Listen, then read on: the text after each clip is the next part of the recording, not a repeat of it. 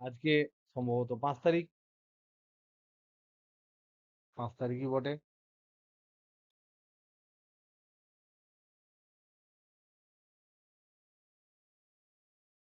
তোমরা বুঝতেই পারছো যে এই সেমিস্টারে টাইম কম, সুতরাং যেহেতু আমি অনলাইন ক্লাস নিই এবং অনলাইনে যেহেতু অল্প অল্প পড়া হয়, তাই আমাকে আহ, প্রায় প্রতিদিনই অল্প অল্প করে ক্লাস নিতে হচ্ছে। প্রত্যেকে ফলো করো। আমি কালকে ক্লাস নেব না, মঙ্গলবার নেব। তার মধ্যে যাদের যাদের গ্যাপ আছে করে নিও। মঙ্গলবারের পরে হয়তো বুধ অথবা বৃহস্পতিবার নেব। বুধবার না চেষ্টা করে বৃহস্পতিবার নেওয়ার চেষ্টা করব। তাহলে একদিন গ্যাপ গেলে আরেকদিন হবে। তারপরে শনি রবিবারে আমি অফলাইনে যাচ্ছি। সেখানে যত যা তোমাদের ডাউট যা আছে সেগুলো ক্লিয়ার করব এবং ম্যাথামেটিক্স কমপ্লিট করে আমরা শনিবার ম্যাথামেটিক্স কমপ্লিট করব, রবিবার নেক্সট চ্যাপ্টার ধরে নেব। ওকে? তো আমরা পড়ছিলাম কোয়ান্টাম তত্ত্ব,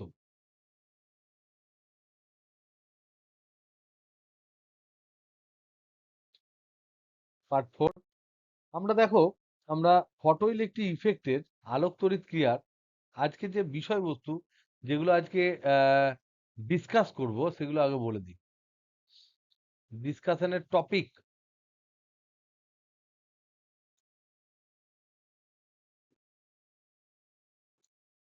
নাম্বার 1 হচ্ছে যে আইনস্টাইনের তত্ত্বটা আগের দিন একটু তাড়াহুড়ো করে হয়েছে, কারণ আমি ধীরে ধীরে ধীরে ধীরে পড়াই, খুব বেশি তাড়াতাড়ি পড়াতে পারি না। তো আইনস্টাইনের তত্ত্বের এখানে কি কি জিনিস তিনি ধরেছিলেন সেগুলো ধরবো।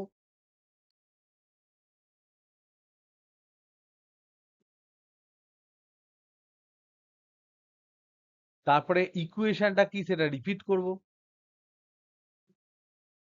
তারপর আমরা এখান থেকে এই তত্ত্ব থেকে এটা এটা মোটামুটি রিপিট। তারপরে এই তত্ত্ব থেকে আমরা প্রমাণ করার চেষ্টা করব 2 নাম্বার, যে আইনস্টাইনের তত্ত্ব থেকে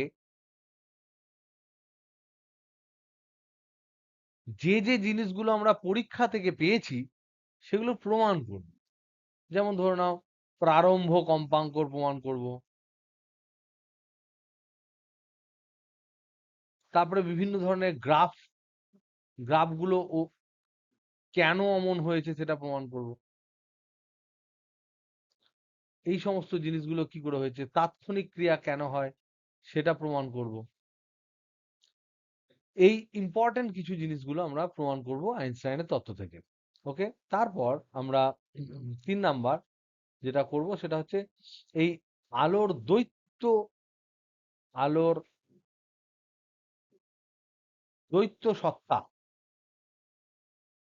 মানে ডুয়াল নেচার। এই দৈত্য মানে কিন্তু ব্রহ্ম দৈত্যের দৈত্য নয়, যেগুলো বড় বড় অশ্বত্থ গাছে বসে থাকে।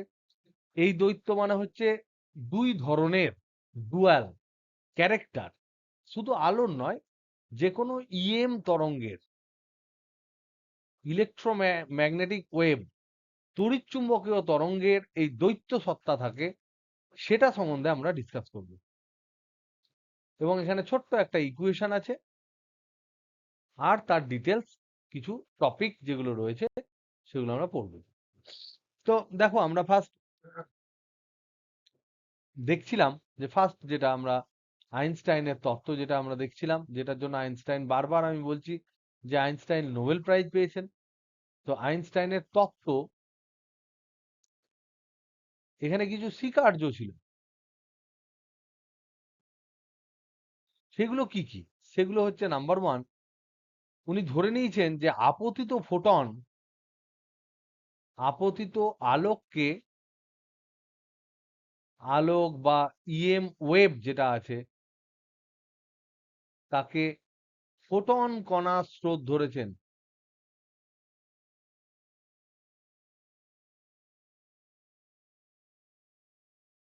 নাম্বার 1। নাম্বার 2 কি ধরেছেন?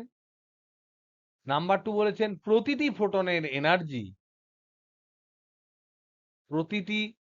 ফোটন কণার এনার্জি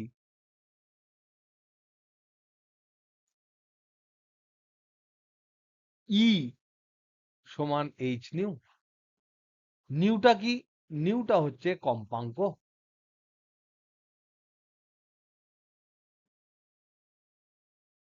থার্ড, এই ফোটন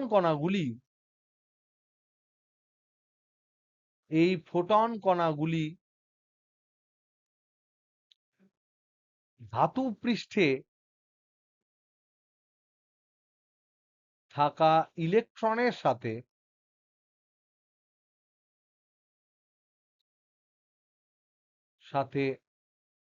কি করতে পারে?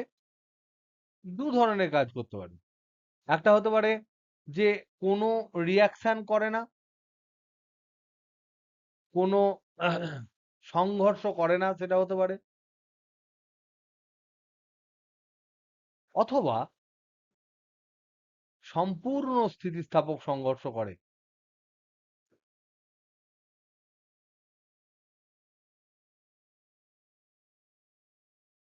সংঘর্ষ করে তার পুরো শক্তি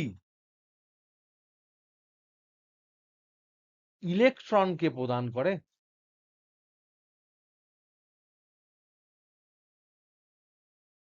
তাহলে দুটো কেস হতে পারে, যে এই যে ফোটনগুলো যাদের energy E = h new, new হচ্ছে কম্পাঙ্ক, এইচ হচ্ছে প্ল্যাঙ্ক ধ্রুবক, সেই ফোটন কণার অজস্র স্রোত এসে, অনেক স্রোত এসে ধপধপ ধপধপ করে ধাতুপৃষ্ঠে যে ইলেকট্রনগুলো ধাতুপৃষ্ঠে এসে পড়লো।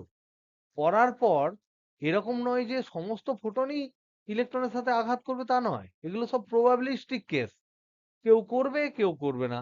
কেউ পাস করে যাবে, কেউ প্রতিফলিত হবে, কেউ প্রতিসৃত হবে। বিভিন্ন ধরনের ঘটনা ঘটবে। কিন্তু তার মধ্যে থেকে যারা ইলেকট্রনের সাথে সম্পূর্ণরূপে সংঘাত করবে, সেই সংঘাতগুলো হবে স্থিতিস্থাপক সংঘর্ষ। এবং তাতে যেটা হবে সেটা হচ্ছে, এই যে E = h নিউ, সেই এনার্জিটা সম্পূর্ণরূপে ইলেকট্রনে কনভার্ট হয়ে যাবে। ইলেকট্রন যেটা স্থির ছিল, তার কাছে এখন নতুন শক্তি হয়ে যাবে ফোটন কণার শক্তি। যদি সে যদি সে ফোটনের সাথে স্থিতিস্থাপক সংঘর্ষ করে। আইনস্টাইন ধরেছেন দুটো কেস হতে পারে। একটা হতে পারে হয় সংঘর্ষ করে না, না হলে হতে পারে সংঘর্ষ করলে সম্পূর্ণ শক্তি বিনিময় হবে। তাহলে এখানে এই ৩ নাম্বারটাকে যদি আমরা ওয়ান লাইনে লিখি, তাহলে আমরা লিখতে পারবো ৩ নাম্বারটাকেই আবার ওয়ান লাইনে লিখলে, যে আপতিত ফোটন কণা ধাতুপৃষ্ঠে আপতিত ধাতুপৃষ্ঠে আপতিত ফোটন কণা হয় ইলেকট্রনের সাথে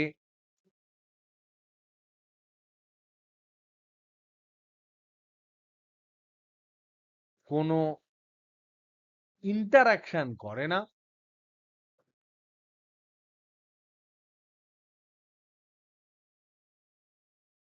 অথবা অথবা স্থিতিস্থাপক সংঘর্ষ করে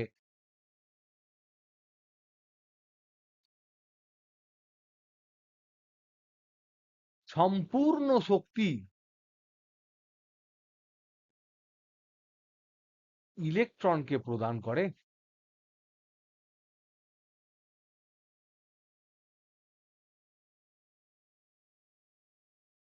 তাহলে ৩ নাম্বারের পর ৪ নাম্বার যে ঘটনা ঘটবে, তাহলে কি হলো?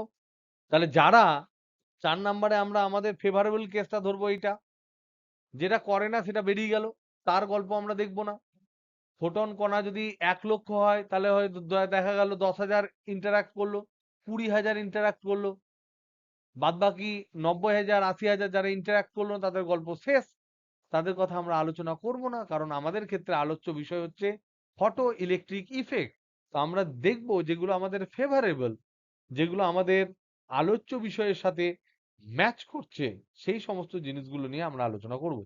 তাহলে এখানে স্থিতিস্থাপক সংঘর্ষ করে সম্পূর্ণ শক্তি ইলেকট্রনকে প্রদান করলে ৪ নাম্বার পয়েন্টে আমরা হবে যে সংঘর্ষের দরুন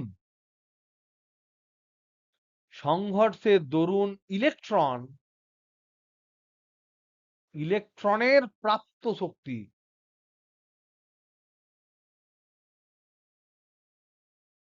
হবে E, যেটা = h নিউ, কারণ পুরো এনার্জিটা পেয়েছে। ৫ নাম্বার, ইলেকট্রনটি ধাতব পৃষ্ঠে কার্য অপেক্ষক পরিমাণ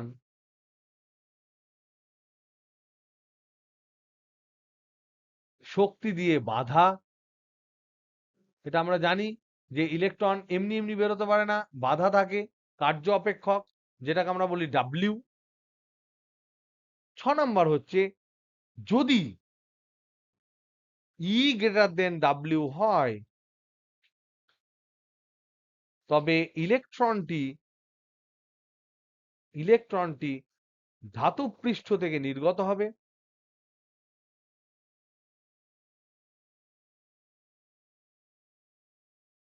এখন নির্গত হওয়ার পরেও কিন্তু আমাদের গল্প শেষ নয়। 7 নাম্বার পয়েন্টে হচ্ছে যে যদি নির্গত হয় তাহলে নির্গত হলে তার শক্তি কত হবে, যে ইলেকট্রনটা বেরোবে তার বেগ যদি থাকে তাহলে তার গতিশক্তি থাকবে, সেটা কত হবে, সেটা নিয়ে আলোচনা করে তিনি বললেন 7 নাম্বার, নির্গত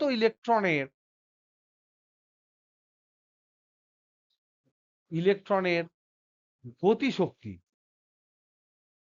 এটা সম্বন্ধে তিনি বললেন যে অনেকগুলো কেস, এক ঝাঁক ইলেকট্রন বেরোবে, সবাই কিন্তু বেরোনোর পর স্মুথলি জাস্ট বেরিয়ে যায় না, তারা কিছু অস্থিতিস্থাপক সংঘর্ষ করে তাদের ক্রিস্টালের সাথে, কেলাসের সাথে, যেখানে ধাতব পৃষ্ঠে অলরেডি অনেক পজিটিভ নিউক্লিয়াস আছে, তাই তারা আরো কিছু পরিমাণ শক্তি হারিয়ে ফেলে।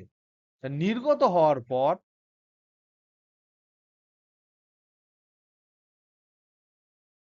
বেশিরভাগ ইলেকট্রন, মনে রাখবে একটা ইলেকট্রন বেরোয় না, এরকম ঝাঁকে ঝাঁকে ইলেকট্রন বেরোয়, বেশিরভাগ ইলেকট্রন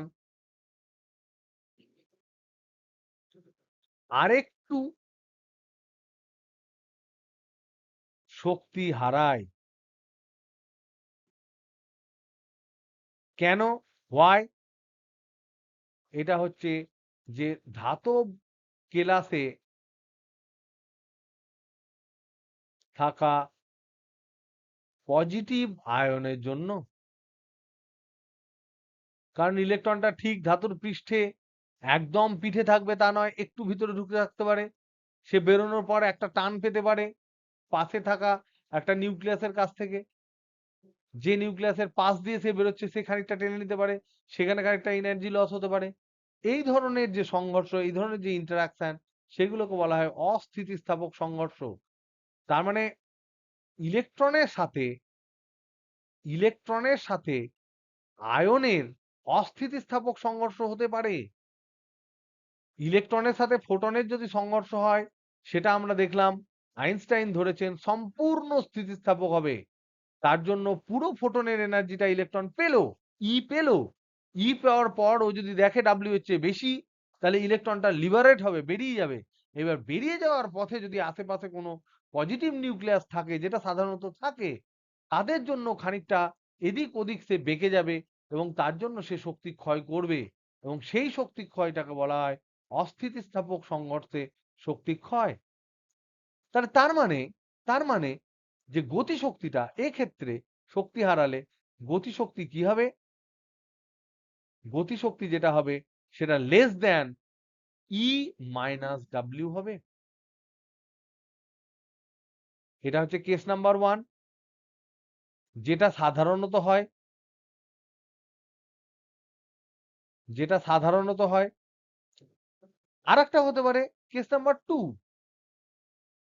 যেটা অসাধারণত হতে পারে, যে ইলেকট্রন একদম ধাতুর পৃষ্ঠে টক করে ধাক্কা পেল আর সঙ্গে সঙ্গে বেরিয়ে চলে গেল, কোন রকম এই ধরনের অস্থিতিস্থাপক সংঘর্ষে পৌঁছালো না। তার মানে নির্গত ইলেকট্রন, কেস 2 হচ্ছে নির্গত ইলেকট্রন কোনো শক্তি হারালো না, কোনো শক্তি হারালো না। যদি না হারায় তাহলে তার গতিশক্তিটা আমরা লিখতে পারি, কি লিখতে পারি বলো? অঙ্কিত বলো, কি লিখতে পারি সেক্ষেত্রে? Very good. সেক্ষেত্রে আমরা লিখবো ই মাইনাস ডাব্লিউ। তাহলে দুটো কেস হতে পারে, একটা লেস দ্যান ই মাইনাস ডাব্লিউ যেটা জেনারেলি হয়, আর একটা স্পেশালি কিছু কিছু ইলেকট্রনের ক্ষেত্রে এই কেসটাও হয় যেখানে ইলেকট্রন কোনো শক্তি হারায় না, যেটা খুব লাকি ইলেকট্রন, তারা লাকি না আনলাকি আমরা জানি না, আমাদের ফেভারেবল কেসে আমরা ধরছি তাই লাকি বলছি। তাহলে যদি তোমার এই কেস ওয়ান আর কেস টু কে একসাথে বলতে কেউ বলে, কেস ওয়ান আর কেস টু কে একসাথে কেউ বলতে বলে যে বলো তো দেখি, এত কথা আমি শুনতে চাই না, আমি শুধু শুনতে চাই যে ফটো ইলেকট্রিক ইফেক্টে যে ইলেকট্রন গুলো বেরোবে তার গতিশক্তি ঠিক কি হবে, একটা সমীকরণে বলো। সিজা বলো কি হতে পারে, বলো। লেস দ্যান ইকুয়াল, গ্রেটার নয়, লেস দ্যান ইকুয়াল। প্রথমটা দেখো লেস দ্যান আছে, পরেরটা ইকুয়াল আছে। গতিশক্তি গ্রেটার দ্যান হয়ে গেলে তো তো বিরাট ব্যাপার হয়ে যাবে। So it will be less than equal, তাই তো? তাহলে এখানে যেটা দাঁড়াবে, তাহলে আমরা যদি বলি তাহলে এই কেস ওয়ান আর কেস টু কে যদি আমরা মার্জ করে দিই, case one and case two এই দুটোকে যদি আমরা মার্জ করি,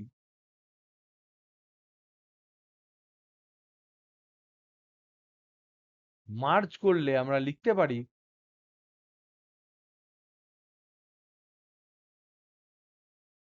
নির্গত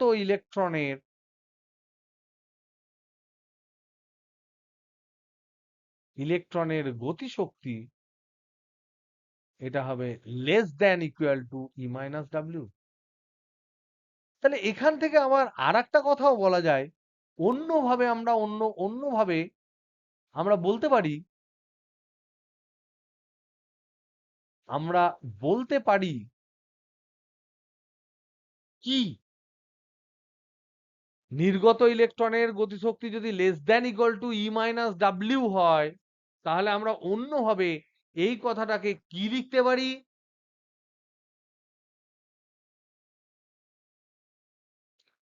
যে সমস্ত ইলেকট্রন গুলো বেরোচ্ছে তাদের গতিশক্তি যদি লেস দ্যান ইকুয়াল টু ই মাইনাস ডাব্লিউ হয়, তাহলে এই জিনিসটাকে আমরা অন্যভাবে কেমন ভাবে বলতে পারি,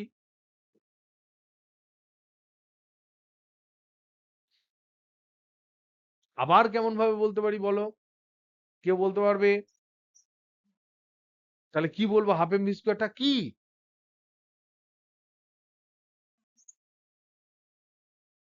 না, লেস ইকুয়াল টু বলতে চাইছি না, ইকুয়াল টু বলতে চাইছি, তাহলে কি বলবো বলো, সাহস করে বলো, যা মনে হয় বলো। না, আর কারোর কোনো আইডিয়া আছে?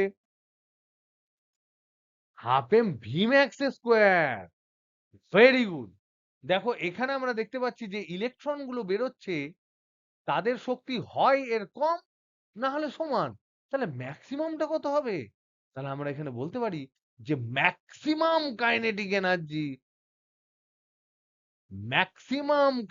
এনার্জি সমান ই মাইনাস ডাব্লিউ। এটা কি প্রত্যেকে বুঝতে পেরেছো? প্রত্যেকের আওয়াজ যেন শুনতে পাই, হ্যাঁ কি না? ধরো তোমাকে বলেছে, বুঝতে পেরেছো? ধরো তোমাকে বলেছে যে তোমার টোটাল শক্তি ১০০ সমান বা ১০০ থেকে কম হতে পারে, তাহলে সেটাকে আমরা কি বলতে পারি? তোমার ম্যাক্সিমাম শক্তি হচ্ছে ১০০। বলতে পারি না, পারি না? Hello, hello. আর সবাই বলো, আর সবাই বুঝতে পারোনি?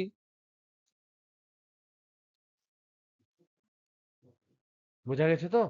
তো এই ম্যাক্সিমাম কথাটা যদি তুমি ইকুয়াল বসিয়ে দাও আর ম্যাক্সিমাম কথাটা না ইউজ করো, তাহলে বেসিক্যালি তুমি কিচ্ছু বুঝেছো বলে কেউ কারুর কাছে প্রমাণ করতে পারবে না। খপাং করে ইকুয়েশন লিখলে হবে না। এই ম্যাক্সিমাম কথাটা কিন্তু তোমার সম্পূর্ণ নলেজটাকে কিন্তু ডিফাইন করবে যে তুমি ম্যাক্সিমাম লিখছো না লিখছো না।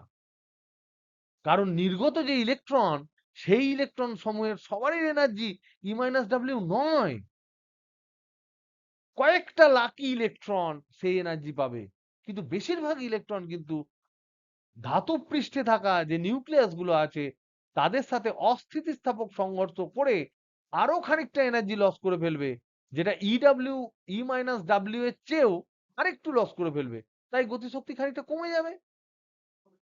তো এই কথাটা কিন্তু very very important, this is very very important, যে ম্যাক্সিমাম কাইনেটিক এনার্জি ই মাইনাস ডাব্লিউ। এবং সত্যি কথা বলতে this is the Einstein equation.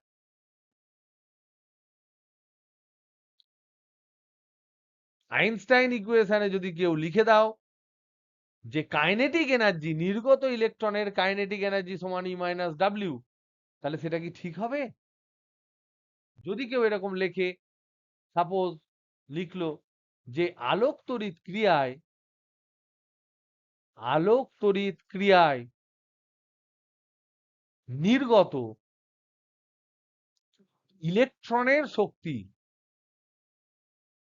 ইলেকট্রনের শক্তি সমান E minus W, is this true or false?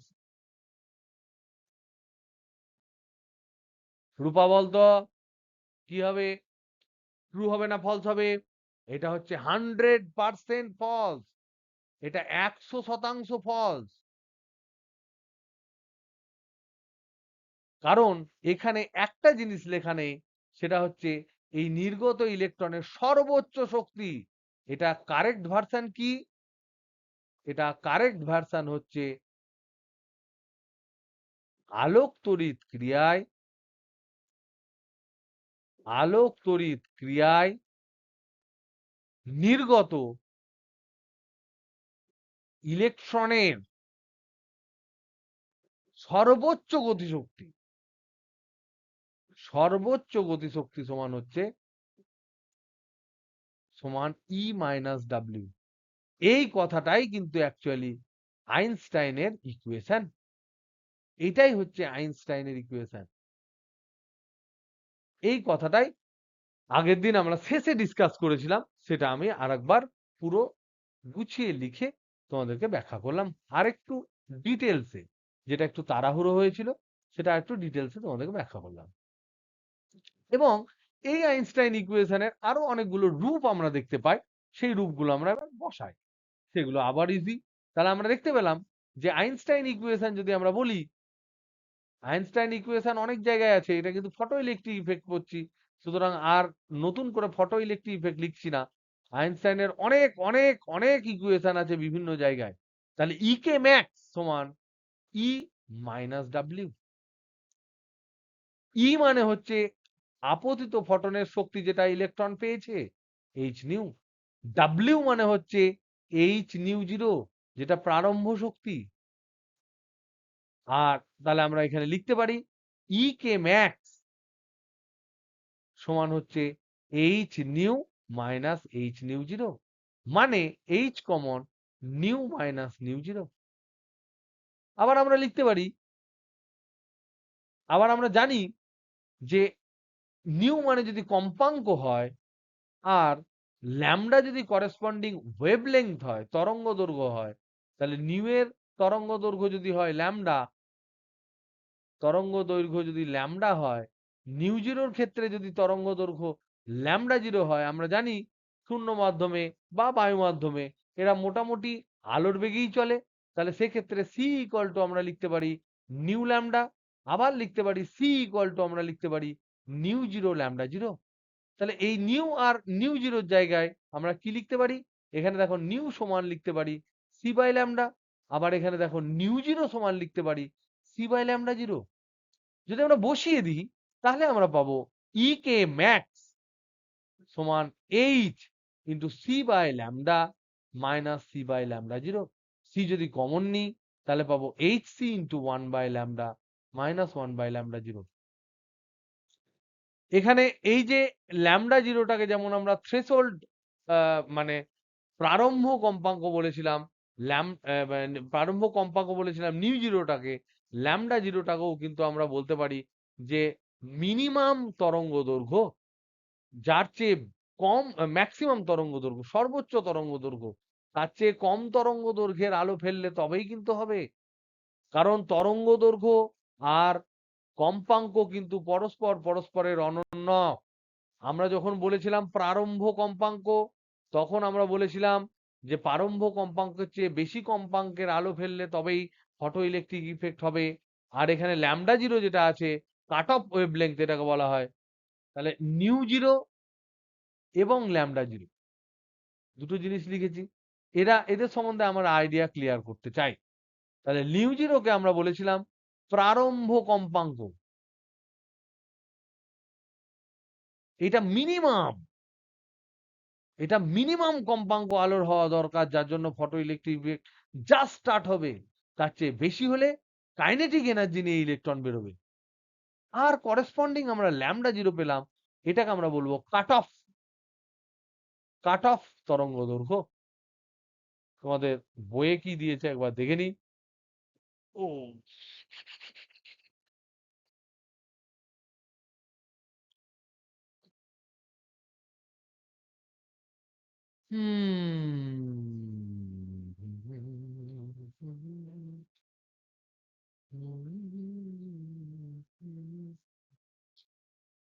কিছু বলেনি মনে হয়, বলার প্রয়োজন বোধ করেনি, কোথাও নিশ্চয় বলবে। যাই হোক, কাট অফ ইংরেজিতে এটাকে বলা হয় কাট অফ তরঙ্গ দৈর্ঘ্য। এটার ক্ষেত্রে আমরা বলেছিলাম যেন, যেমন বলেছিলাম যে মিনিমাম ফ্রিকোয়েন্সি রিকোয়ার্ড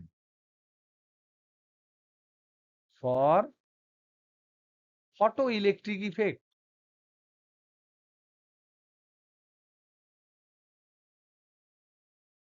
দেখেছিস কি বাজে কথা। যাই হোক, বলেছি যখন তখন ধরে নিলাম।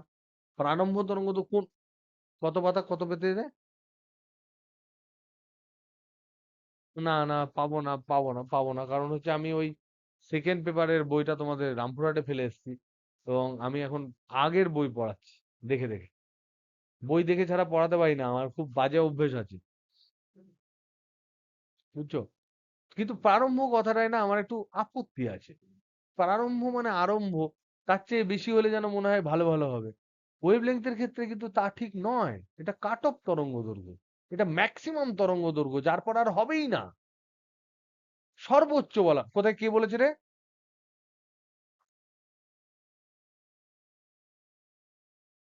আচ্ছা, এই সর্বোচ্চ তরঙ্গ দৈর্ঘ্য যদি কেউ বলে তাহলে তাও না হয় একটা ভাল লাগবে কথাটা শুনে, কিন্তু ইংরেজিতে এটা কাট অফ, ইংরেজিতে বলেনি কাট অফ তরঙ্গ দৈর্ঘ্য। যাই হোক, হ্যাঁ কি বলছো, কি বলছো? পাঠালি? দাঁড়ান দেখি। হুম, এমন পাঠালি, শুধু ওই জায়গাটুকুই পাঠালি, এর ইংরেজি কথা লেখা নাই। এনিওয়ে, ঠিক আছে। ও সর্বোচ্চ তরঙ্গ দৈর্ঘ্য কি প্রারম্ভ তরঙ্গ দৈর্ঘ্য বলে। তাহলে ঠিক আছে, মানে ওরকম বলছে। তাহলে বেসিক্যালি এটা ফান্ডাটা হচ্ছে এটাই। আমি কেন এটা নিয়ে আলোচনা করছি, কারণ কখনো কখনো আমরা ইমোশনালি আমরা ব্যাখ্যা করতে শুরু করি যে প্রারম্ভ কম্পাঙ্ক যেহেতু মিনিমাম ফ্রিকোয়েন্সি, তাহলে মনে হয় ল্যামডা জিরোটা হচ্ছে মিনিমাম ফ্রিকোয়েন্সি। না, ল্যামডা জিরো হচ্ছে ম্যাক্সিমাম তরঙ্গ দৈর্ঘ্য, তার চেয়ে কম করতে হবে তবে তো শক্তি বাড়বে। ই ইকুয়াল টু হচ্ছে এইচ নিউ, আর ই ইকুয়াল টু হচ্ছে এইচ সি বাই ল্যামডা। হ্যাঁ, অ্যান্সার নেই এখন, শুধু লেখা নেই, কোশ্চেন অ্যান্সার, এখানে অপশন নেই, এমসিকিউ নেই, ঠিক আছে? তাহলে এখানে হচ্ছে, এখানে আমরা যেমন দেখতে পাচ্ছি E is proportional to nu, এখানে হচ্ছে E is proportional to 1 by lambda. তাহলে এখানে যেমন আমরা বলেছিলাম যে মিনিমাম ফ্রিকোয়েন্সি, এখানে সেরকম ম্যাক্সিমাম ল্যামডা, মানে ম্যাক্সিমাম ল্যামডা, যার নিচের ল্যামডা এর জন্য ফটো ইলেকট্রিক ইফেক্ট হবে। আমি জাস্ট তোমাদেরকে ফিল করানোর চেষ্টা করছি, কারণ এই সমস্ত ছোট ছোট জিনিসেই যখন কেউ মুখস্থ করে নেয়, তখন তাদের কিন্তু প্রবলেম সলভ করার সময় কিন্তু গন্ডগোল হয় এবং তারা আটকে যায়। আমার দীর্ঘ এক্সপিরিয়েন্সে আমি দেখেছি যে এই তরঙ্গ দৈর্ঘ্য আর কম্পাঙ্কের এই যে ছোট্ট একটা সেন্স, সেই সেন্সটা সবাই জানে, কিন্তু পরীক্ষা হলে ভুল করার পর বলে উফ স্যার, কি সিম্পল ভুল করে এলাম। আমি চাই তোমাদের সেই ভুল যেন না হয়। এনিওয়ে, তাহলে আমরা এখান থেকে পেলাম আইনস্টাইনের ইকুয়েশনে half M V max square সমান হচ্ছে H into nu minus nu zero. এই হচ্ছে একটা সমীকরণ। এই সমীকরণ থেকেই তোমাদের প্রবলেম পড়লেও পড়তে পারে, এবং এখান থেকে, এটা হচ্ছে আইনস্টাইনের সমীকরণ, এখান থেকে আমরা ব্যাখ্যা করব। ব্যাখ্যা ফার্স্ট ধরে নাও আমরা করছি, 1 নাম্বার হচ্ছে প্রারম্ভ কম্পাঙ্কের ব্যাখ্যা করছি। তো প্রারম্ভ কম্পাঙ্কে যদি আমরা ব্যাখ্যা করি, তাহলে নিশ্চয়ই এখানে প্রারম্ভ কম্পাঙ্ক লিখবো না। প্রথমে আমরা নাটক করে শুরু করব এখান থেকে। ই কে ম্যাক্স, আইনস্টাইনের সমীকরণ অনুযায়ী ই কে ম্যাক্স সমান E H nu minus W. এখন এখন যদি নিউ এর মান এমন হয় যাতে যাতে ই কে ম্যাক্স, আগে বলো তো দেখি, ই কে ম্যাক্সটা হচ্ছে একটা কাইনেটিক এনার্জি। কাইনেটিক এনার্জির মান পজিটিভ না নেগেটিভ কি হতে পারে? কাইনেটিক এনার্জির মান পজিটিভ না নেগেটিভ কি হতে পারে, কে বলতে পারবে? অলওয়েজ পজিটিভ হবে। এটা, এই যে বামপক্ষ, কারণ এটা half M V max square. ভর কোনোদিন নেগেটিভ হয় না, আর স্কোয়ার কোনোদিন নেগেটিভ হয় না। রিয়াল জিনিসের স্কোয়ার কোনোদিন নেগেটিভ হয় না। তো এই জিনিসটা কাইনেটিক এনার্জি, এটা অলওয়েজ পজিটিভ, অলওয়েজ পজিটিভ। এবার বলো তো দেখি, অলওয়েজ পজিটিভ যে জিনিস, তার মিনিমাম মান কত? একদম তাই, একদম তাই। এর মিনিমাম মান হচ্ছে 0, 0। তাহলে শূন্য এনার্জিতে বেরোবে, জাস্ট বেরোবে ইলেকট্রন, কোনো এনার্জি নিয়ে নয়। পুরো ম্যানমেরে হয়ে ইলেকট্রন জাস্ট বেরিয়ে দাঁড়িয়ে থাকবে। কখন? তার শর্ত কি? এখান থেকে আমরা লিখতে পারি, এই পুরো ফান্ডা থেকে আমরা লিখতে পারি যে ইলেকট্রন জাস্ট শুধু বেরোবে।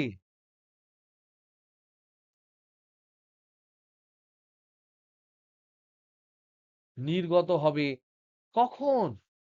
অ্যান্সার হচ্ছে যখন ই কে ম্যাক্স সমান লাড্ডু হবে, শূন্য হবে। ই কে ম্যাক্স কখন শূন্য হবে? যখন এই এই যে ডান পক্ষটা শূন্য হবে, কারণ এটা সমান। যখন এইচ নিউ মাইনাস ডাব্লিউ সমান শূন্য হবে, যখন এইচ নিউ মাইনাস ডাব্লিউ সমান শূন্য হবে,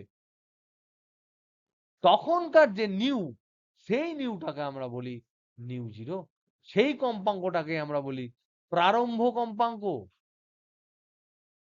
এই জিনিসগুলো আমরা অলরেডি, আমি একটু একটু করে তোমাদের আগে থেকে বলে ফেলেছিলাম, বলে তোমাদের অলরেডি ডেসক্রাইবড হয়ে গেছে। তাই এইচ নিউ জিরো সমান আমরা বলতে পারি ডাব্লিউ, তাই নিউ জিরো সমান বলতে পারি ডাব্লিউ বাই এইচ, যেটা আগে অলরেডি ডিসকাস। তাহলে আমরা দেখতে পেলাম যে মিনিমাম একটা কম্পাঙ্কের চেয়ে বেশি কম্পাঙ্ক ফেলতে পারে। এবার প্রশ্ন হচ্ছে, যদি যদি H new is less than W হয়, তখন কি হবে?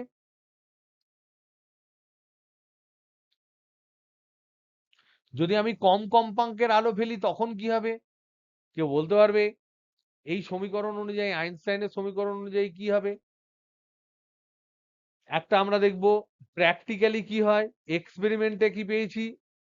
একটা দেখব আইনস্টাইন কি বলছে, আইনস্টাইন ইকুয়েশন কি বলছে সেটা দেখব। আর একটা পরীক্ষায় কি পেয়েছি সেটা দেখব। আগে বলো, আইনস্টাইনের সমীকরণে কি হচ্ছে? এইচ নিউ যদি মাইনাস লেস দেন ডাব্লিউ হয় তাহলে কি হবে?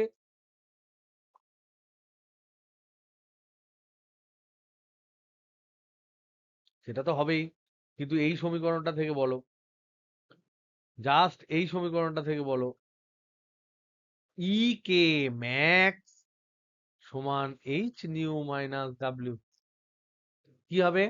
কি জিরো হবে? Less equal to zero. কে কে লেস ইকুয়াল টু জিরো হবে?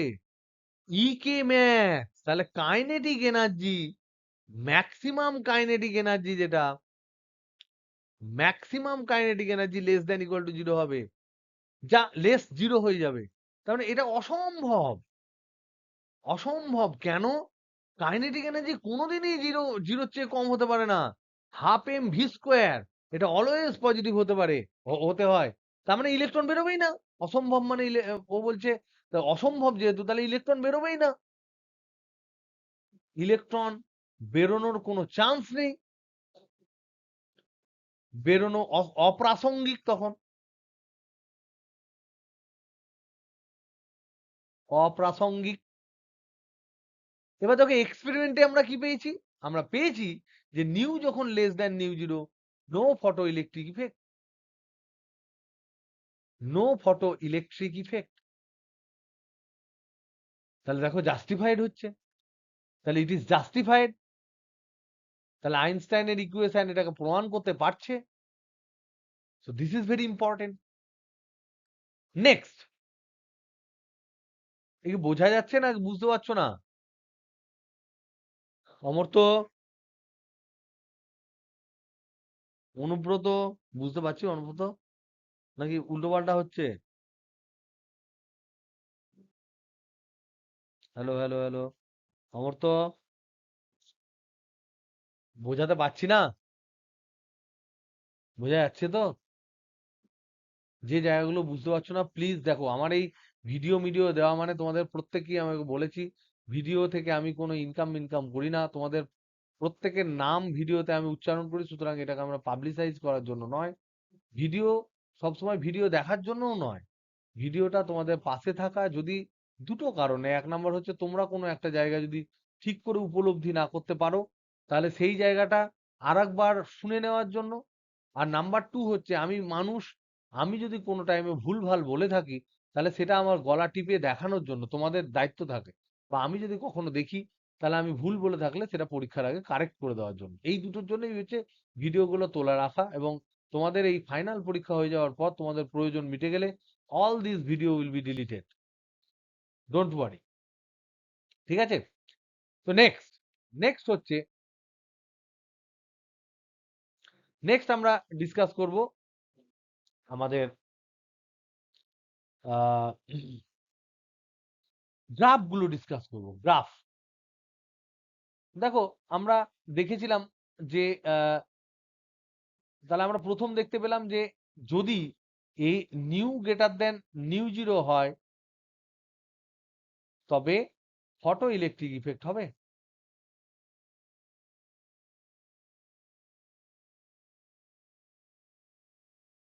এটা প্রমাণিত হলো।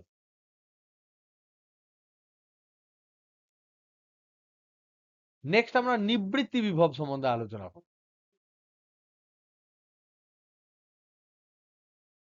নিবৃত্তি বিভব হচ্ছে, নিবৃত্তি বিভব হচ্ছে প্লেটের, প্লেট বা অ্যানোডের সেই নেগেটিভ বিভব, সেই নেগেটিভ বিভব যার জন্য কোনো নির্গত ফটো ইলেকট্রন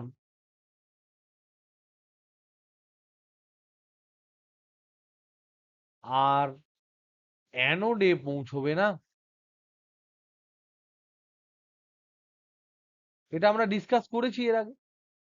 এখানে আমরা ডিসকাস করেছি যে এখানে এটা যদি, এটা এখান থেকে যদি আমরা লাইট ফেলি, এখান থেকে যদি ইলেকট্রন তৈরি হয়, সেই ইলেকট্রনের গুলোর একটা ম্যাক্সিমাম কাইনেটিক এনার্জি থাকবে, ম্যাক্সিমাম কাইনেটিক এনার্জি থাকবে। এবার যদি আমি এই পাথটাকে নেগেটিভ করে দিই মাইনাস ভি জিরোতে, যাতে ম্যাক্সিমাম এনার্জির ইলেকট্রনটা ওকে ছুতে পারলো না, তার আগেই সে রিপেল হয়ে ব্যাক করে আসে, তাহলেই আমরা বলতে পারবো যে কোনো রকম কোনো কারেন্ট আমরা পাবো না। এবং সেই ভোল্টেজটাকেই আমরা বলেছিলাম নিবৃত্তি বিভব, এটাকেই বলেছিলাম আমরা স্টপিং পোটেনশিয়াল। এটা স্টপ করছে, কি স্টপ করছে? ইলেকট্রনকে অ্যানোডে পৌঁছানো স্টপ করছে। এবং কি স্টপ করছে? ফটো কারেন্ট পেতে স্টপ করছে। সেই জন্য একে আমরা বলেছিলাম স্টপিং পোটেনশিয়াল। এবার আমরা দেখেছিলাম যে স্টপিং পোটেনশিয়াল ততটাই হওয়া উচিত যতটা এই যে ইলেকট্রন সমূহ বেরোচ্ছে তার ম্যাক্সিমাম কাইনেটিক এনার্জি যত, ততটাই যদি নেগেটিভ পোটেনশিয়াল আমি স্টপিং পোটেনশিয়াল দিয়ে দিতে পারি, তবেই কোনো ইলেকট্রন যাবে না। সিম্পল। তাহলে এখানে আমরা দেখতে পেলাম half M V max square, Einstein যেটা বললেন, সমান হচ্ছে H nu minus H nu zero যেটা বললেন, বা এইচ নিউ মাইনাস ডাব্লিউ যেটা বললেন, তার এই যে পার্টটা, এইটা হচ্ছে ম্যাক্সিমাম গতিশক্তি, এটাকে স্টপ করতে হবে। তাহলে this should be equal to E V zero. তাহলে ই ভি জিরোর সাথে যদি এটা ইকুয়াল হয়ে যায়, এই যে বিভব প্রভেদ, সেই বিভব প্রভেদটা যদি ভি জিরো হয়, তাহলে তার সাথে শক্তি করতে গেলে কি পাই? শক্তি মানে হচ্ছে আধান ইন্টু বিভব প্রভেদ। আধান কত ইলেকট্রনের? ই। বিভব প্রভেদ কত? V zero. যদি গুণ করে দিই তাহলে পাবো শক্তি। কি শক্তি? এটা বাধা দেওয়ার শক্তি। কে দিচ্ছে? অ্যানোড দিচ্ছে। কাকে দিচ্ছে? যে ইলেকট্রন গুলো বেরোচ্ছে তাদেরকে বাধা দিচ্ছে। কেন বাধা? কারণ ইলেকট্রন নেগেটিভ, সামনে যে পাত আছে সেও নেগেটিভ, তাহলে বাধা দেবে। তাহলে সেই পরিমাণ শক্তি দিয়ে যদি বাধা দেয়, যাতে করে যে ইলেকট্রন গুলো বেরোচ্ছে তার ম্যাক্সিমাম শক্তির সাথে সমান বাধা দেয়, তাহলে ম্যাক্সিমাম এনার্জেটিক ইলেকট্রন যে, সে আর অ্যানোডে পৌঁছাতে পারবে না। তাহলে কোনো আমি ইলেকট্রন ওই পাতে পৌঁছাবে না, কোনো কারেন্ট পাবো না। তার মানে এই সমীকরণের যে বাম পক্ষ, সেটা ই ভি জিরো দিয়ে সমান হয়ে যাবে, যেখানে ভি জিরো হচ্ছে নিবৃত্তি বিভব। তাহলে আমরা কি পেলাম ইকুয়েশন? আমরা পেলাম ই ভি জিরো সমান এইচ নিউ মাইনাস ডাব্লিউ। এবার দেখো, তোমাদের যদি কালকের পড়া যদি মনে থাকে, এখানে আমরা ভি জিরোর সাথে নিউ এর একটা প্লট করেছিলাম। কেমন পেয়েছিলাম কেউ বলতে পারবে? কেউ বলতে পারবে কেমন পেয়েছিলাম? এবং সেটা কি মূলবিন্দুগামী হয়েছিল? একদম হবে না। সেটা নিউ জিরোর পর থেকে শুরু হবে, কারণ নিউ জিরোর আগে পর্যন্ত no story of photoelectric effect, কোনো গল্পই নেই। No story. আমাদের যে গল্পতে আমরা ইচ্ছুক, সেই গল্প শুরুই হচ্ছে নিউ জিরো হওয়ার থেকে। তারপর থেকে যেটা হবে সেটা, এটা একটা স্ট্রেট লাইন হবে, এবং তার যে স্লোপ হবে, অ্যাঙ্গেল যদি থিটা হয়, তাহলে আমরা দেখেছিলাম ট্যান থিটা হবে কনস্ট্যান্ট। এটা কনস্ট্যান্ট হবে। তো আমরা দেখি কনস্ট্যান্ট হয় কি করে। তো দেখো, এখান থেকে যদি আমরা দেখি, তাহলে ভি জিরো সমান h by E into nu minus W by E. এই এইচ বাই ই, এটা ভি, এটাকে আমরা ওয়াই ধরতে পারি, এটাকে আমরা এম ধরতে পারি, এটাকে আমরা এক্স ধরতে পারি, আর এই পুরো জিনিসটাকে আমরা সি ধরতে পারি। মানে ওয়াই ইকুয়াল টু আমরা পেলাম এম এক্স প্লাস সি।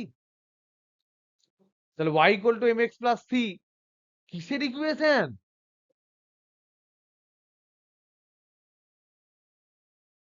এটা কিসের ইকুয়েশন গো? এই দেখো, এটা ওয়াই অ্যাক্সিসে আছে, এটা ওয়াই, নিউ হচ্ছে এক্স অ্যাক্সিসে আছে। এটা কিসের ইকুয়েশন? এটা একটা স্ট্রেট লাইনের ইকুয়েশন,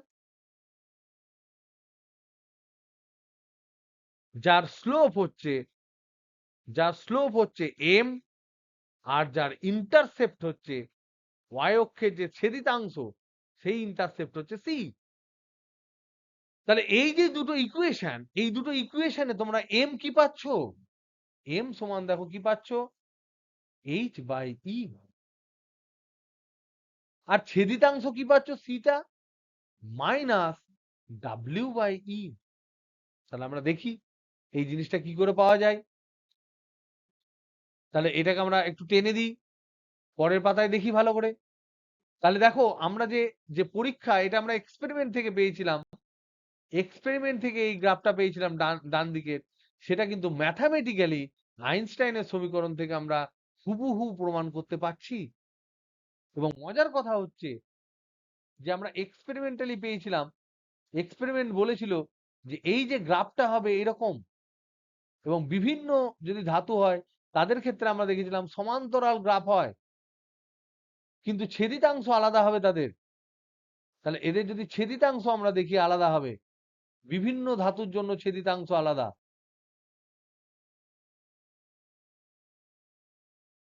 এগুলো হচ্ছে বিভিন্ন ধাতুর জন্য।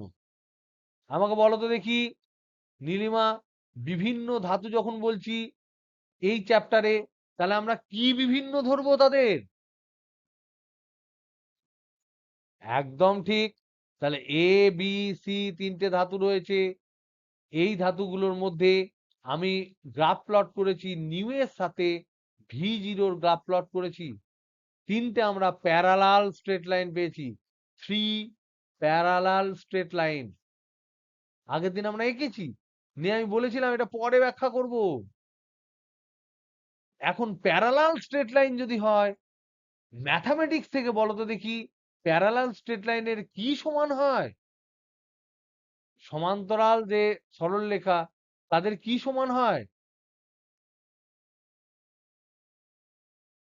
সমান্তরাল সরলরেখার কি সমান হয়? যদি না বলতে পারো তাহলে কিন্তু ম্যাথামেটিক্স তোমরা বেসিক্যালি কিছু বোঝো না। একদম তাই, একদম তাই। স্লোপ সমান হয়। মনে রাখবে, যদি কেউ ইঞ্জিনিয়ার হতে চাও আর তো যদি তার যদি ম্যাথে যদি ব্যথা থাকে, তাহলে সে কিন্তু চেষ্টা করো অন্য কোনো পথ অবলম্বন করার, অথবা ম্যাথামেটিক্সটাকে খুব স্ট্রং করে নেওয়ার। কেউ যদি ডাক্তারিতে ভালো র্যাঙ্ক করতে চাও, ম্যাথামেটিক্সে তোমার ভালো রকম দুর্বলতা থাকে, তাহলে কিন্তু কোনো না কোনো জায়গায় তুমি কিন্তু স্ট্যান্ডার্ড ব্যথা ব্যথা পাবে। সেই ব্যথা কিন্তু ভুলবার মতো হবে না। So mathematics is not a particular subject. এটাকে আমি কোনো সাবজেক্ট ভাবি না, আমি এটাকে নেসেসিটি ভাবি। ওটা হচ্ছে সবচেয়ে প্রয়োজনীয় একটা বিষয় যেটা জানতেই হবে। এনিওয়ে, তাহলে দেখো সমান্তরাল সরলরেখার ক্ষেত্রে স্লোপ সমান হয়। এবার দেখো তো, আমরা যদি এখানে তিনটে ধাতু, বিভিন্ন ধাতু, তাদের কার্য অপেক্ষক আলাদা, তুমি বললে কার্য অপেক্ষক আলাদা, তাহলে তাদের জন্য যদি আমি আইনস্টাইন ইকুয়েশন লিখি, এদের জন্য তিনটি আইনস্টাইন ইকুয়েশন হবে। আইনস্টাইন ইকুয়েশন হবে। তো যদি আমি লিখি, তাহলে লিখবো E V0 সমান এইচ নিউ মাইনাস W1। তারপরটা লিখবো E V0 সমান এইচ নিউ মাইনাস W2। তারপর আমরা লিখবো E V0 সমান এইচ নিউ মাইনাস W3। শুধুমাত্র ওয়ার্ক ফাংশনটা আলাদা করলাম, কারণ ধাতু তিনটে আলাদা। স্টপিং পোটেনশিয়াল কি হয় না হয়, কেমন হয় না হয় দেখবো আমরা। তাহলে এখান থেকে আমরা সমীকরণটা লিখতে পারছি, দেখো V0 সমান y সমান mx প্লাস সি। V0 সমান m মানে হচ্ছে h/e ইন্টু x মানে নিউ, প্লাস সি মানে হচ্ছে মাইনাস W1/e। তারপরটা হচ্ছে V0 সমান h/e into nu minus W2/e। তারপরটা দেখো V0 সমান h/e into nu minus W3/e। বলো তো দেখি, এই যে তিনটে y equal to mx plus C লিখলাম, তাদের কি একই হলো? কোন জায়গাটা একই হলো গো? y মানে এখানে কি? y মানে হচ্ছে V0, এই অ্যাক্সিসে আছে, এটা হচ্ছে y, y অ্যাক্সিসে আছে বলে একে y নাম দিলাম। নিউ হচ্ছে x, x অ্যাক্সিসে আছে বলে তাকে x নাম দিলাম। বলো তো দেখি, এখানে কোন তিনটে ইকুয়েশনে কোন জিনিসটা একই হলো? এই জিনিসটা একই হলো, এম। এদের নতি একই হলো। নতি যদি একই হয়, তাহলে তারা কি লাইন হয়? প্যারালাল স্ট্রেট লাইন হয়। আমার তাই প্যারালাল স্ট্রেট লাইন কালকে এঁকেছিলাম এবং বলেছিলাম পরে ব্যাখ্যা করে দেবো। এবং তার সাথে সাথে একটা ইম্পর্টেন্ট জিনিস হচ্ছে, এইটা হচ্ছে কি, প্রথমটার ছেদিতাংশ বায়ককে মাইনাস আছে বলে ঋণাত্মক দিকে হয়েছে, এটা হচ্ছে W1/e। তারপরে এই যে অংশটা আমরা পেয়েছি, এটা হচ্ছে মাইনাস W2/e। আর এই যে তৃতীয় অংশটা পেয়েছি, এইটা হচ্ছে মাইনাস W3/e। এইগুলো হচ্ছে ছেদিতাংশ। এ কি বোঝা গেল না বোঝা গেল না? Hello hello hello,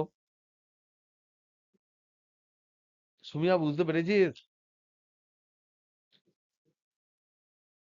very good. তুমি কিন্তু খুব ভালো লিখছো, খুব ভালো লিখছো, আমার ভালো লাগছে। যত ভালো লিখবে তত পরিষ্কার হবে ফান্ডা, তত ক্লিয়ার স্বচ্ছ থাকবে।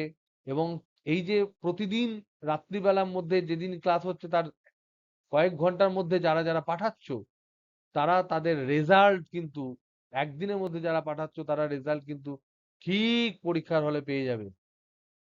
Just believe me, you will get the result. If you don't believe me, if you will get perfect punishment in the examination hall. সুতরাং যেটা চাইবে সেরকম পথ অনুসরণ করুন।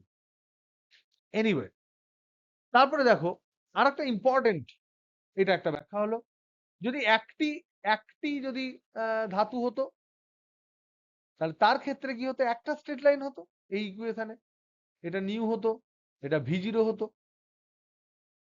একটা স্ট্রেট লাইন হতো এরকম, এবং এই জিনিসটা হচ্ছে নিউ0, এবং তার জন্য এই স্ট্রেট লাইনটা এরকম হবে।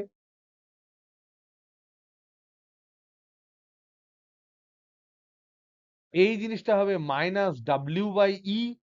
এইটা যদি থিটা হয় তাহলে ট্যান থিটা সমান হবে কি, h/e। সমীকরণ কি, equation of the straight line কি হবে, ইকুয়েশন অফ স্ট্রেট লাইন কি হবে, এইটা হবে v0 সমান h/e into nu minus w/e। এটা আইনস্টাইন বলেছে এবং সেই জিনিসটাই কিন্তু আমরা পাচ্ছি। এখান থেকে আর তেমন কিছু এক্সট্রা জিনিস জানার দরকার নেই। এটুকু জানলে তারপর যে তোমাকে কোশ্চেন গুলো করবে সেগুলো তোমরা ঝপাঝপ অ্যান্সার দিতে পারবে। সেগুলো আমরা কামিং ক্লাসে, যে ক্লাসগুলো সামনে করব, সেগুলোতে আমরা বুঝতে পারবো। নেক্সট, এবার আপতিত নেক্সট হচ্ছে আরেকটা জিনিস হচ্ছে ৩ নাম্বার যে ব্যাখ্যা আইনস্টাইনের থিওরি থেকে, সেটা হচ্ছে তীব্রতা বাড়লে, তীব্রতা বাড়লে সম্পৃক্ত প্রবাহ বাড়ে কেন, সম্পৃক্ত প্রবাহ বাড়ে। এটার ব্যাখ্যা সিম্পল, এটার ব্যাখ্যা আমরা অলরেডি আগে করে ফেলেছি, তাও আরেকবার বলে দিচ্ছি। এটার ব্যাখ্যা হচ্ছে তীব্রতা যেটা থাকে সেটা প্রপোর্শনাল টু ফোটন সংখ্যা, ফোটন সংখ্যা ১ নাম্বার। তারপরে কি ফলো করছে, ইলেকট্রন ফোটন সংঘর্ষ সংখ্যা, ইলেকট্রন ফোটন সংঘর্ষ সংখ্যা, কতগুলো সংঘর্ষ হবে সেই সংখ্যা ইজ প্রপোর্শনাল টু আপতিত ফোটন সংখ্যা। যতগুলো ফোটন পড়বে, ফোটন যদি একটাও না পড়ে কোনো প্রশ্নই নেই কোনো সংঘর্ষ হওয়ার। ফোটন যদি 10টা পড়ে তাহলে যে চান্স পাবো 20টা পড়লে তার দ্বিগুণ চান্স হবে।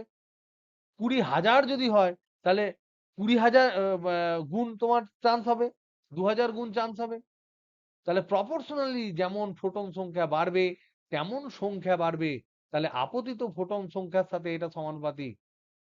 আবার আমরা এখান থেকে কনক্লুশন টানতে পারি যে নির্গত ইলেকট্রন সংখ্যা, নির্গত ইলেকট্রন সংখ্যা এইটা প্রপোর্শনাল টু সংঘর্ষ সংখ্যা। আবার এখান থেকে আরেকটা জিনিস আমরা জানি, সেটা হচ্ছে আলোক তড়িৎ প্রবাহ, আলোক তড়িৎ প্রবাহ যেটা, সেই প্রবাহটা আবার হচ্ছে সমানুপাতিক নির্গত ইলেকট্রন সংখ্যা। তাহলে যত বেশি বেশি ইলেকট্রন বেরোবে, এবার ব্যাখ্যা করো, নিচ থেকে ব্যাখ্যা করো। এবার এই যে জিনিসটা লিখলাম এটা নিচ থেকে ব্যাখ্যা করো, তুমি ঠিক পেয়ে যাবে সব জিনিস। নির্গত ইলেকট্রন সংখ্যা যত বেশি হয় তত আলোক তড়িৎ প্রবাহ হয়। নির্গত ইলেকট্রন সংখ্যা বেশি হতে গেলে সংঘর্ষ সংখ্যা বেশি হতে হবে। সংঘর্ষ সংখ্যা বেশি হতে গেলে আপতিত ফোটন সংখ্যা বেশি হতে হবে। আপতিত ফোটন সংখ্যা বেশি হতে গেলে তীব্রতা বেশি হতে হবে। আইনস্টাইন ব্যাখ্যা করে দিল। তার জন্য আমরা এই গ্রাফটা পেয়েছিলাম যে আই স্যাট, স্যাচুরেশন কারেন্ট যেটা পেয়েছিলাম তার সাথে তীব্রতার সাথে যদি আমরা প্লট করেছিলাম তখন আমরা এটা স্ট্রেট লাইন পেয়েছিলাম, একটা সুন্দর স্ট্রেট লাইন পেয়েছিলাম। সেই ব্যাখ্যাটাও কিন্তু আইনস্টাইন করে দিলেন। So everything can be described with Einstein equation. So এখানেই আমরা এখানকার ডিসকাশনটা সমাপ্ত করছি। এখানে কিছু অঙ্ক আছে, সেই অঙ্কগুলো আমরা পরে ডিসকাস করে নেবো এবং করব। তার আগে আলোর দ্বৈত সত্তাটা একটু বলে দিই। So this completes theoretical description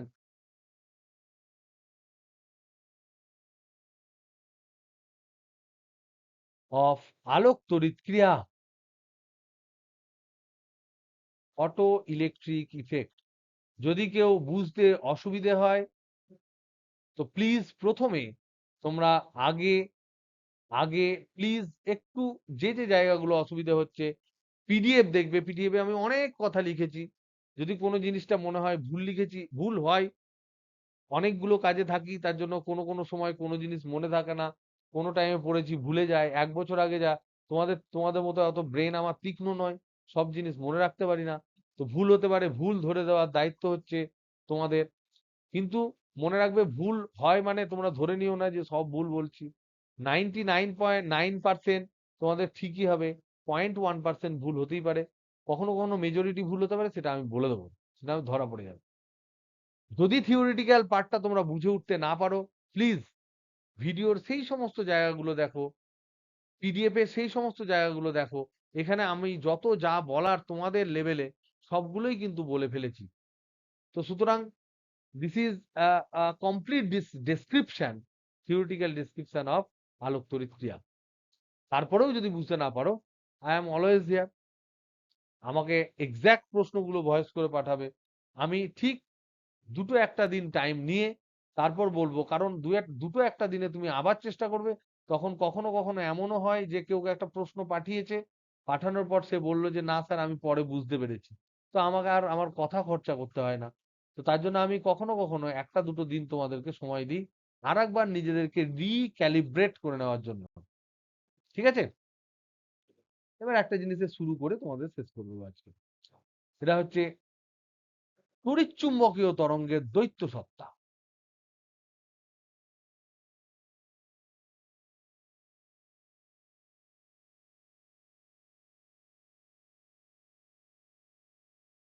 বানানটা ঠিক লিখলাম কিনা জানি না, একটু দেখে নিও। ইংরেজিতে হচ্ছে dual nature of electromagnetic wave.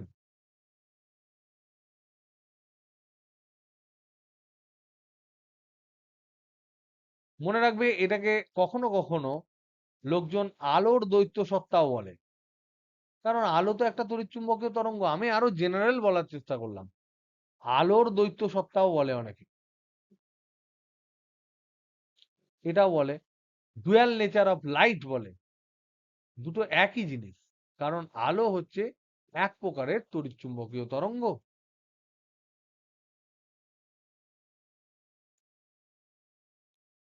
এটা মানে কি? প্রথম কথা হচ্ছে এটার আক্ষরিক অর্থ কি সেটা আমরা আগে বুঝি। আক্ষরিক অর্থটা আমাদের বোঝা দরকার, এবং এখান থেকে বেশি না হেজিয়ে অ্যাকচুয়ালি আমাদের যেটা দরকার সেটুকু আমাদের বুঝে নিলেই আমাদের চলে যাবে। এবং এর বিষয়ে খুব বেশি গভীরে ঢোকার কোনো প্রয়োজন নেই। যে জিনিস ফ্যাক্ট সেটা বোঝো, যেটুকু আমি বলছি সেটা বোঝার চেষ্টা করো, আর যে ইকুয়েশন গুলো আমরা বসাচ্ছি সেইগুলোকে ব্যবহার করার চেষ্টা করো। দেন ইট উইল বি ডান।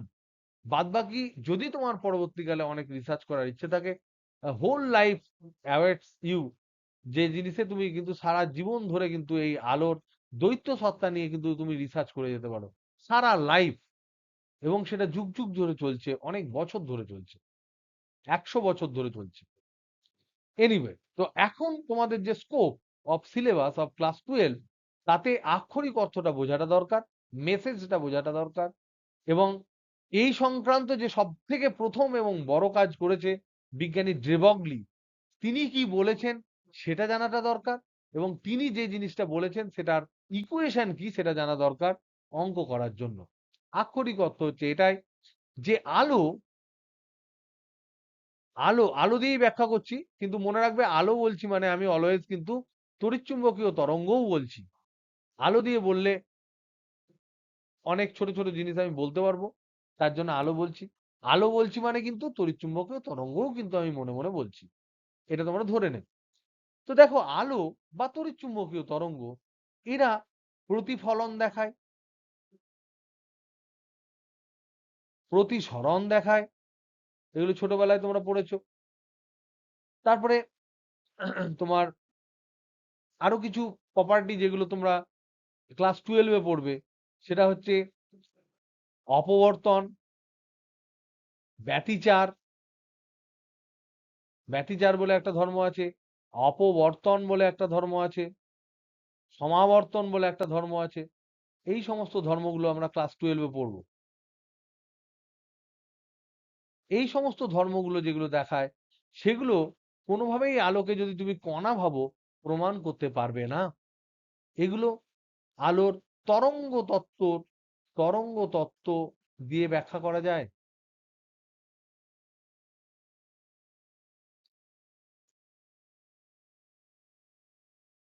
কিন্তু এখন আমরা নাও এখন যে মডার্ন ফিজিক্সের টপিকটা বললাম, যেটা হচ্ছে ফটো ইলেকট্রিক ইফেক্ট, সেখানে আমরা জোর গলায় অনেকবার বুঝলাম, অনেকবার বললাম এবং বোঝানোর আমি চেষ্টা করলাম, তোমরা বুঝলে যে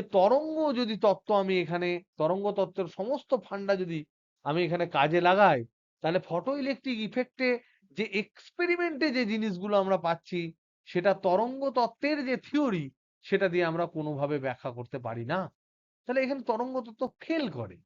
তাহলে এটা তরঙ্গ তত্ত্ব দিয়ে ব্যাখ্যা করা যায় না।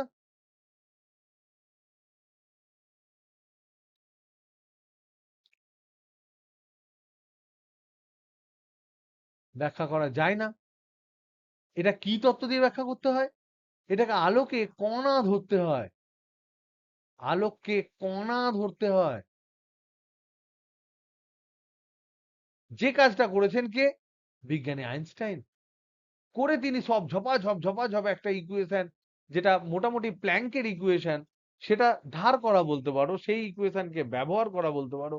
সেটা ব্যবহার করে ঝপাঝপ সবকিছু যা এক্সপেরিমেন্টালি আসতো সব প্রমাণ করে একদম সুন্দর নোবেল পেয়ে গেলেন।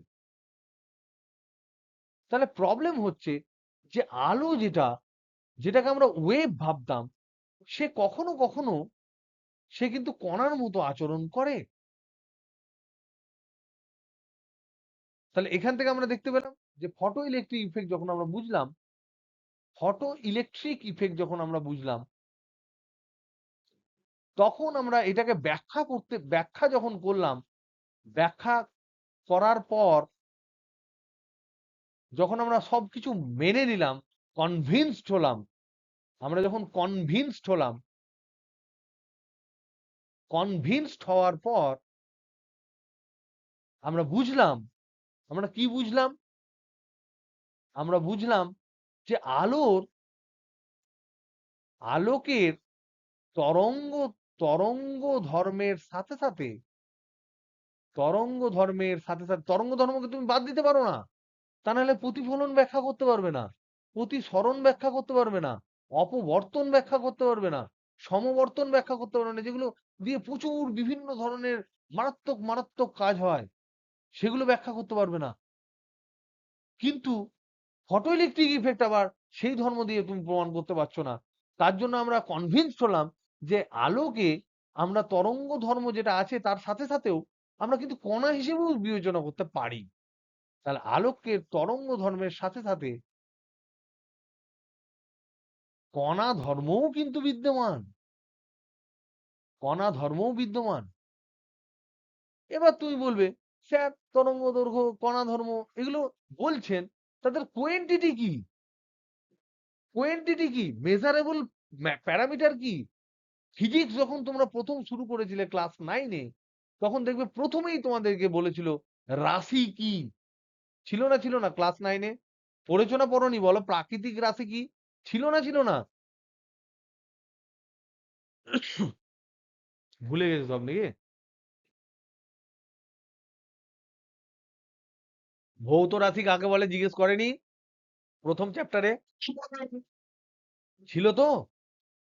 তার কারণ হচ্ছে ওটাই একমাত্র ফিজিক্সের জিনিস, যে জিনিসগুলো মাপা যায় তাদেরকেই আমরা রাশি বলি। মেপেই আমরা ফিজিক্স গুলো বুঝি, যার মান আছে, যাকে মাপা যায়, পরিমাণযোগ্য, যার পরিমাপ আছে। তো এবার তুমি জিজ্ঞেস করতে পারো যে তরঙ্গ ধর্ম যখন আপনি বলছেন, তখন তার ক্ষেত্রে কতটা তরঙ্গ ধর্ম আছে সেটা বোঝার জন্য কি প্যারামিটার? আর যখন আপনি বলছেন কণা ধর্ম আছে, তখন কোন অবজারভেবলটা, কোন কোয়েন্টিটিটা, কোন ভৌত রাশিটা তার জন্য রেসপন্সিবল, সেটা আমাকে জানতে হবে। তাহলে এই যে দুটো ধর্ম, তাদের জন্য করেসপন্ডিং একটা করে তাদের জন্য করেসপন্ডিং একটা করে রাশি আছে। তাহলে তরঙ্গ ধর্ম বোঝার জন্য রাশি, বোঝার বা বোঝানোর রাশি একটা থাকবে। আর কণা ধর্ম বোঝার বা বোঝানোর একটা রাশি থাকবে। এই রাশিটা সিম্পল হচ্ছে তরঙ্গ দৈর্ঘ্য, যেটা এতদিন ধরে তোমরা জানো, ল্যামডা। আর একটু বুদ্ধি করে বলো তো দেখি, কেউ বলতে পারবে কি কোন একটা কণা যদি হয় সেটা বোঝানোর জন্য কিরকম ধরনের রাশি হতে পারে? কেউ বুদ্ধি করে বলতে পারবে? গেস করো, এনি ওয়াইল্ড গেস, যে কোনো ধরনের গেস করো। যে তোমার মধ্যে একটা ম্যাটেরিয়াল পার্টিকেল আছে, তার মানে তোমার মধ্যে কি আছে যেটা মাপতে পারবো, এবং তুমি গতিশীল। বেগ বলতে পারো, কিন্তু তুমি বেগ বললে তরঙ্গরও তো বেগ আছে, তাহলে আর কি লাগবে? ভর আর বেগ। Very good. তার মানে এখানে তোমার ভরও লাগবে এবং বেগও লাগবে। তার মানে দুটো মিলে হবে ভর বেগ। This is P. মজার কথা বোঝো, আইনস্টাইন বলে দিলেন যে আলোর তরঙ্গ তত্ত্বের সাথে সাথে কিন্তু কিন্তু একটা কণা ধর্মও বিদ্যমান আছে, সেটা কিন্তু আইনস্টাইন বলে দিলেন।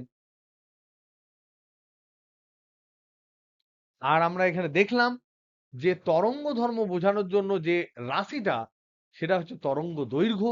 আর কণা ধর্ম বোঝানোর যে রাশি, সেটা হচ্ছে তোমার কি বলো?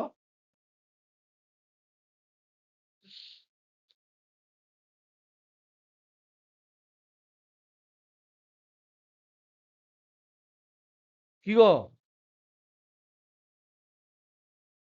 ভরবেগ। ভরবেগ। তাহলে আইনস্টাইন কিন্তু এই যে শুধুমাত্র এই কথাটাই বলেছিলেন যে আলোর তরঙ্গ ধর্মের সাথে সাথে কণা ধর্ম বিদ্যমান। কিন্তু এটা কত সালে বলেছিলেন আইনস্টাইন? আইনস্টাইন এই সমস্ত থিওরি কত সালে দিয়েছিল?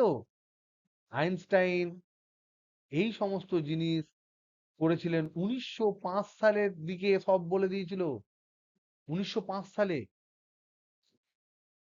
কিন্তু এর উল্টোটা বলাটা বিরাট ডিফিকাল্ট ছিল। এর উল্টোটা বলাটা বিরাট ডিফিকাল্ট ছিল।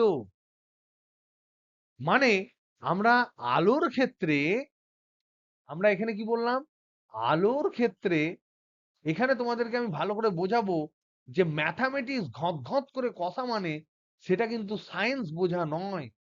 We exploit mathematics. আমরা ম্যাথামেটিক্সকে জাস্ট ইউজ করি। সেইটুকু অংশই ম্যাথামেটিক্স এর নেই যেটুকু করলে আমরা বুঝতে পারি। কিন্তু ম্যাথামেটিক্স ছাড়াও কিন্তু সায়েন্সের মানে ফিজিক্স এবং কেমিস্ট্রি কেবলমাত্র সায়েন্সের সাবজেক্ট, তোমরা যেগুলো পড়ছো তার মধ্যে অ্যাকচুয়াল সায়েন্সের সাবজেক্ট ফিজিক্স এবং কেমিস্ট্রি। সেগুলো ব্যাখ্যা করার জন্য ম্যাথামেটিক্স একটা ইজি টুল, তাই আমরা ব্যবহার করি। আজকে তোমাদের সামনে প্রমাণ করব যে ম্যাথামেটিক্স এবং ফিজিক্স এর মধ্যে বিস্তর ফারাক আছে। আলোর ক্ষেত্রে আইনস্টাইন 1905 সালে বলে দিলেন, 1905 সালে তিনি বলে দিলেন যে আলো তরঙ্গ, কিন্তু তার কণা ধর্ম আছে। এবং সেখান থেকে তিনি কি বললেন? তরঙ্গ মানে E=h নিউ, তার শক্তি, তার শক্তি। এবং তার সাথে সাথে আমাদের তখন আইনস্টাইনের থিওরি আছে, এটা শক্তি। এবং এই যে এর যে সমীকরণ, এটা রিলেটিভিটির থিওরি। রিলেটিভিটির থিওরিতে একটা সমীকরণ তোমরা মনে রাখবে যে মোট শক্তি সমান হচ্ছে ই স্কোয়ার সমান P²C² প্লাস m0² c⁴ মানে মোট শক্তি E² মানে হচ্ছে মোট শক্তি স্কোয়ার সমান ভরবেগের স্কোয়ার c² প্লাস এইটাকে আমরা বলতে পারি m0c² তার হোল স্কোয়ার। m0c² টা কি গো? কে বলতে পারবে m0c² কি? রেস্ট মাস। রেস্ট মাস, রেস্ট মাস, রেস্ট মাস এনার্জি। এটা হচ্ছে রেস্ট মাস এনার্জি তার স্কোয়ার। কিটা কি গো? ভরবেগ। সিটা হচ্ছে আলোর বেগ। ই হচ্ছে মোট শক্তি যে কোনো কণার।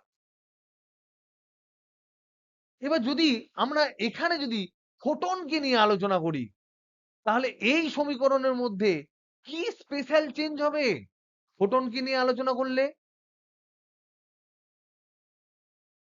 হ্যালো হ্যালো হ্যালো, ওটা জিরো হয়ে যাবে। আমরা জানি ফোটন স্থির থাকতে পারে না, বা ফোটনের স্থির ভর মাস নেই, শূন্য। তাহলে এই এই যে ডান ডান দিকের যে সেকেন্ড পার্টটা আছে সেটা জিরো হয়ে যাবে। তাহলে তখন হবে ই স্কোয়ার সমান আলোর ক্ষেত্রে পি স্কোয়ার সি স্কোয়ার, কারণ m0c² হচ্ছে আলোর জিরো, কারণ m0 জিরো। তার মানে স্কোয়ার রুট যদি করে দিই তাহলে আমি পাবো ই ইকুয়াল টু পিসি। ই মানে কি? ই মানে হচ্ছে এইচ নিউ সমান হচ্ছে পিসি। এবার নিউ মানে হচ্ছে এইচ সি বাই ল্যামডা সমান হচ্ছে পিসি। এবার সি সি যখন কেটে যাবে তখন এখান থেকে ডাইরেক্ট আমি ইকুয়েশন লিখতে পারবো পি ভরবেগ কার? আলোর ভরবেগ। আলোর ভরবেগ পেয়ে গেলাম, তাহলে আলোর কণা ধর্ম পেলাম সমান কি? H by lambda. এটা কিন্তু আইনস্টাইন ধরেছিলেন। E equal to H by lambda ধরেছিলেন 1905 সালে। কি ব্যাখ্যা করার জন্য? ফটো ইলেকট্রিক ইফেক্ট ব্যাখ্যা করার জন্য। তাহলে আইনস্টাইন কি পেলেন? এখান থেকে আইনস্টাইন কি ধরেছিলেন? ধরেছিলেন ল্যামডা তরঙ্গ দৈর্ঘ্য যদি হয় ফোটনের ভরবেগ, তিনি ম্যাথামেটিক্যালি প্রমাণ করে দিলেন পি সমান হচ্ছে এইচ বাই ল্যামডা। মজা হচ্ছে, তুমি বলো তো দেখি, এ সমান বি বাই সি, এ সমান 1/b যদি হয়, তাহলে এখান থেকে এই জিনিসটা তোমরা লিখতে পারো না? পারো না? বি সমান 1/a। Hello hello hello hello,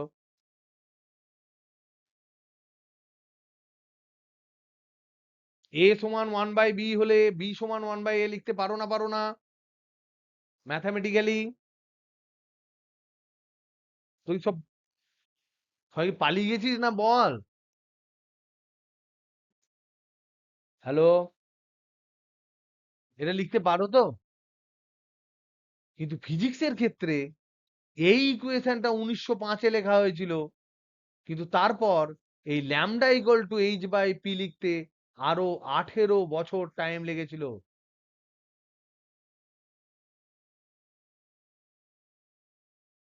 এবং মজার বিষয় হচ্ছে, যিনি এই lambda equal to H by P লিখতে পেরেছিলেন, তিনি আমাদের ফিজিক্সের সাবজেক্টে সব থেকে কম বছর বয়সে নোবেল পান, এবং তার নাম হচ্ছে ড্রে বগলি।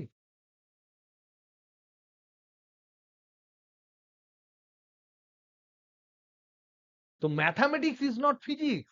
তার মানে কি তুমি ভাবতে যে ওহো ওরা বজ্রগুণন জানতো না? তা নয়, ওরা বজ্রগুণনের বজ্রটাকেও তুলে নিয়ে আসতে পারতো, এরকম তাদের নলেজ ছিল।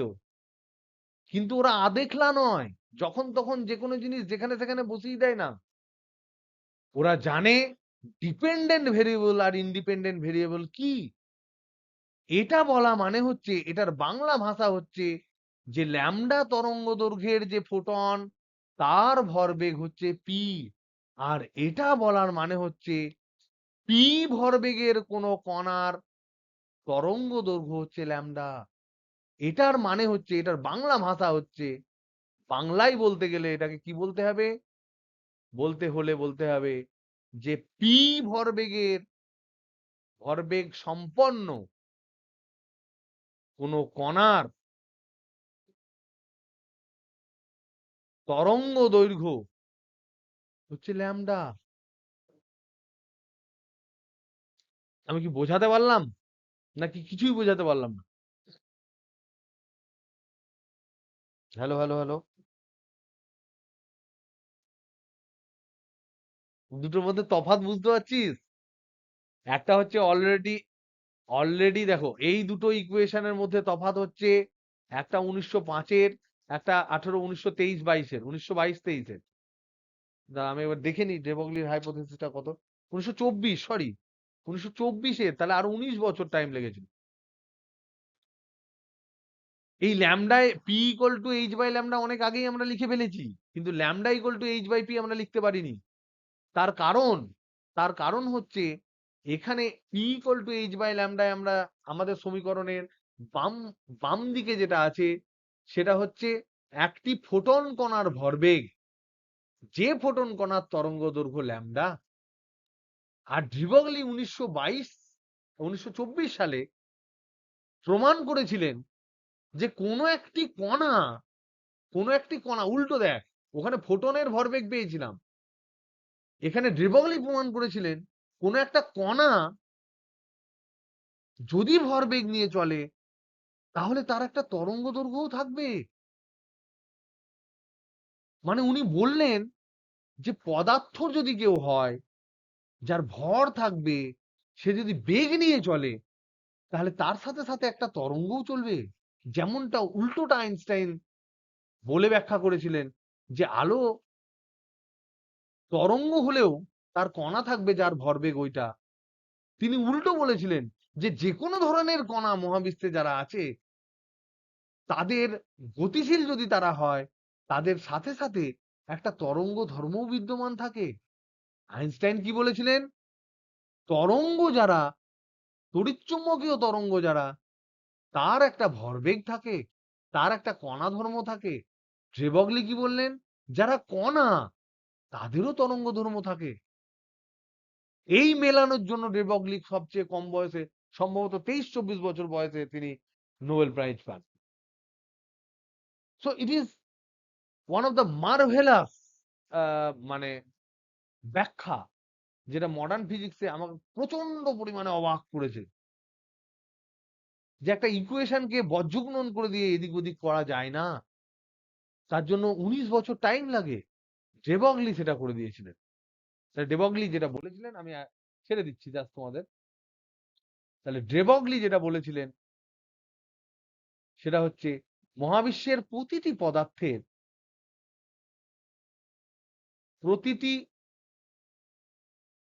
পদার্থের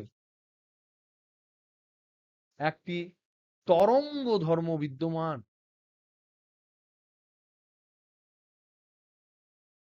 ইংরেজিতে এটাকে বলছে এভরি ম্যাটেরিয়াল পার্টিকেল অ্যাসোসিয়েটস এ ওয়েভ।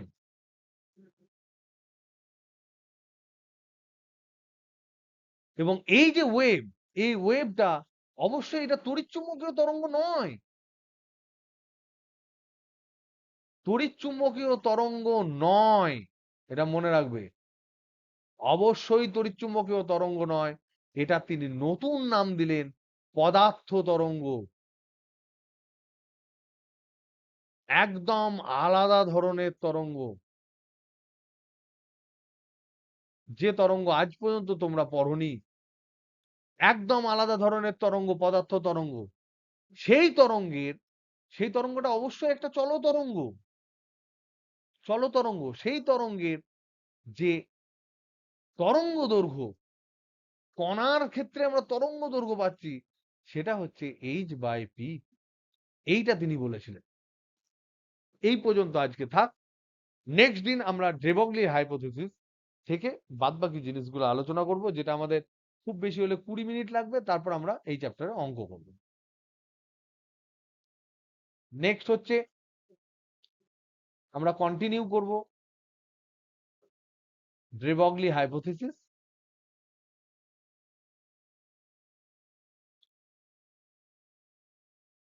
তারপর আমরা problems. Okay, bye, good night, and thank you for bearing me.